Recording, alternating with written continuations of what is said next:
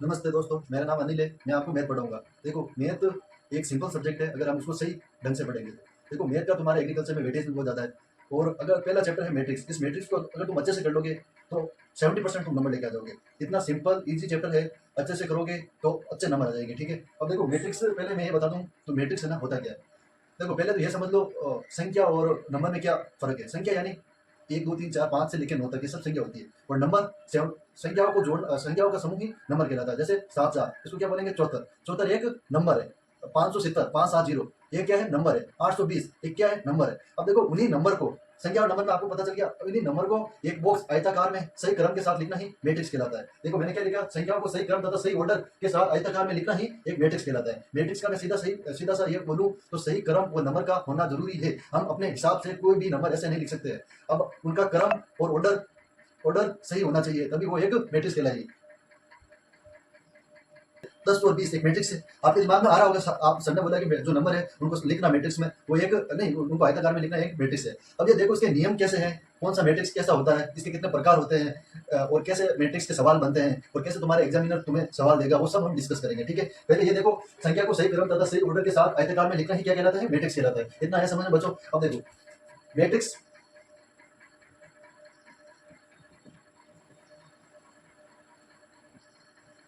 तो मैट्रिक्स में दो चीजें याद रखनी बहुत ज्यादा जरूरी है। उन्हीं दो चीजों की मदद से हम हमें ये पता चलेगा कि वो मैट्रिक्स जो हमने लिखी है वो सही है या गलत है। देखो पहले ये देखो जैसे ये क्या है?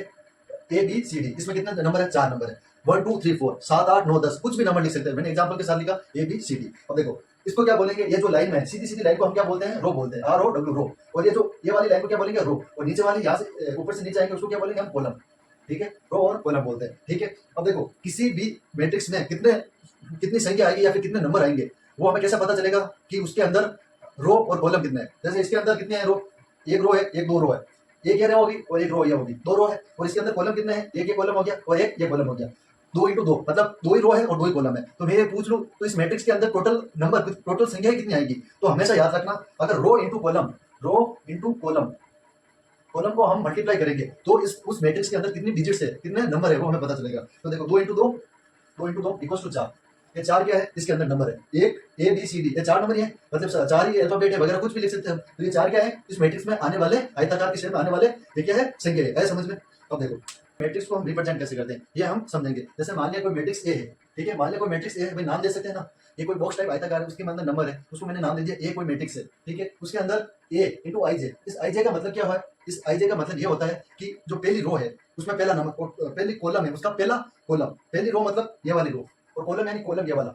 आई का मतलब क्या होगा? पहला रो का पहला नंबर और कॉलम का पहला नंबर, जे का ये मतलब हुआ। तो देखो हमें ये बनानी है, मान लो 3 इंटू 3 की, 3 इंटू 3 की हमें एक मैट्रिक्स बनानी है। कितनी की बनानी है? 3 इंटू 3 की। अब देखो 3 इंटू 3 की हम एक मैट्रिक्स बनाएंगे। पहले मैट्रिक्स जैसे हम लिखेंगे ऐसे, ठीक है? 3 कोस यहाँ पे 3 लिख दिया। अब देखो हमें क्या बनानी है? 3 इंटू 3 की मैट्रिक्स बनानी है। तो मुझे ये बताओ 3 इंटू 3 की मैट्रिक्स होगी तो इसके आयताकार बॉक्स के अंदर टोटल नंबर कितने आएंगे? 9 आएंगे या नहीं आएंगे? 9 ही आएंगे। अब उन 9 को नंबर को हमें इस बॉक्स में लिखना है, ठीक है? अब देखो पहले आई है ना, पहला रो, ये रो का पहला नंबर 1 और कॉलम का भी पहला नंबर 1 ही होगा, तो 1 और 1 1 हो गया, ठीक है? तो इसको मैंने मान लिया ए 11 हो गया या नहीं होगा? क्योंकि रो का पहला नंबर 1 होगा और कॉलम का भी पहला नंबर 1 ही होगा। तो पहला डिजिट जो पहली संख्या है वो ए 11 होगी। ए 11 होगी या नहीं होगी? ए 11 ही होगी। अब देखो हमें चाहिए रो का, पहली रो का, ये देखो पहली रो का सेकंड नंबर, ठीक है? और कॉलम कॉलम का भी सेकंड नंबर, ठीक है? नहीं, कॉलम तो पहली रो, सॉरी, पहली रो का सेकंड और कॉलम का सेकंड। देखो मैंने क्या बोला था? ये सारी रो है, ये सारे कॉलम है। इधर वाली रो होती है, इधर वाली कॉलम होती है। तो मेरे को बताओ आई की वैल्यू, ए की रो चल रही है, सेम रो चल रही है, देखो ए की रो चल रही है, ये रो चल रही है। अब देखो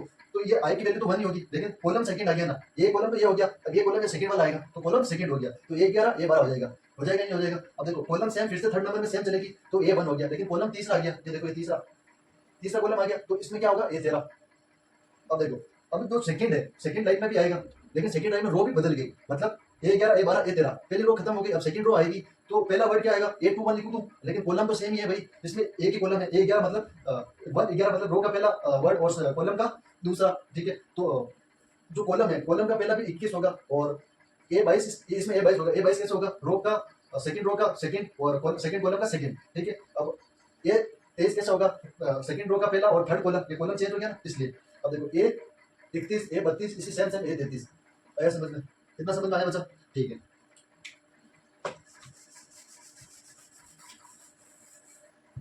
जैसे मैं तुम्हें एक एग्जाम्पल करूँ कि तुम्हें एक मैट्रिक्स बनानी है, क्या बनानी है, मैट्रिक्स बनानी है।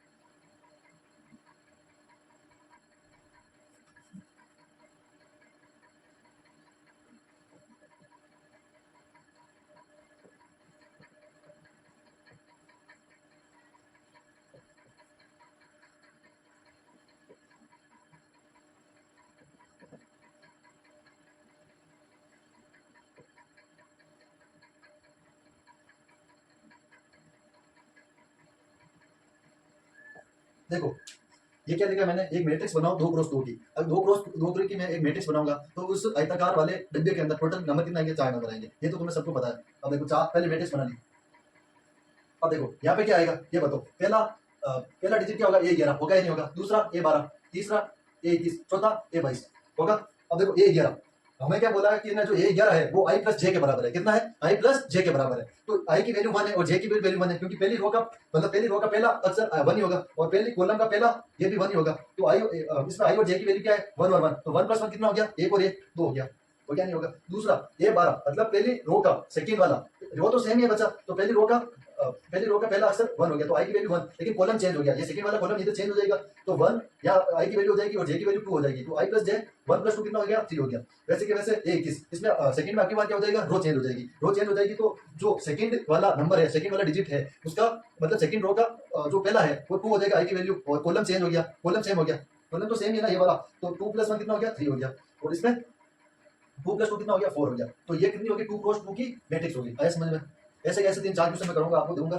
आज के लिए इतना ही। ये बताना कि क्लास कैसी लगी, अगर अच्छी लगी तो मैं तुम्हें और वीडियो बना के डालूंगा, वरना फिर देख लेना आप।